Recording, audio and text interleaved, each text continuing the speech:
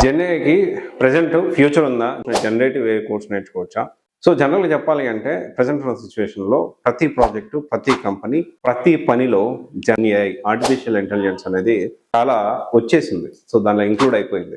అయితే చాలా మంది ఇక్కడ ఏంటి అంటే డిఫరెంట్ జాబ్ రోల్స్ ఉన్నాయి, కానీ చాలా మంది ప్రెషర్గా నేర్చుకోవడానికి ఒక ప్రాపర్ రిసోర్స్ అనేది లేదు. సో చాలా మంది మాట్లాడుతూ డేటా సైన్స్ విత్ ఏఐ నేర్చుకుంటున్నారు. డేటా సైన్స్ విత్ ఏఐ నేర్చుకొని సపరేట్ గా జనరేటివ్ ఏఐ నేర్చుకోవాలి, డేటా సైన్స్ విత్ ఏఐలో కలపకూడదు అని మాట్లాడుతూ ఉన్నారు, విచ్ ఈస్ అబ్సల్యూట్లీ రాంగ్ నా ఒపీనియన్ లో. ఎందుకు అంటే Indian companies are completely different. Even though ఇదే కంపెనీస్ యుఎస్ లో ఒక కంపెనీ ఉంది అనుకుందాం, అదే కంపెనీ ఇండియాలో వాళ్ళ రిక్రూట్మెంట్ ఆలోచన విధానం వేరేగా ఉంటుంది. యుఎస్ లో రిక్రూట్మెంట్ అదే కంపెనీ, సేమ్ రోలు, సేమ్ జాబ్ రోలు.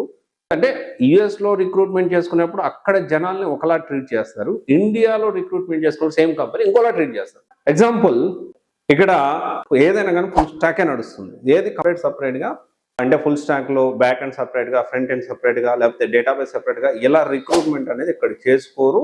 ప్రతి ఒక్కరు కూడా అన్ని నేర్చుకోవాల్సిందే.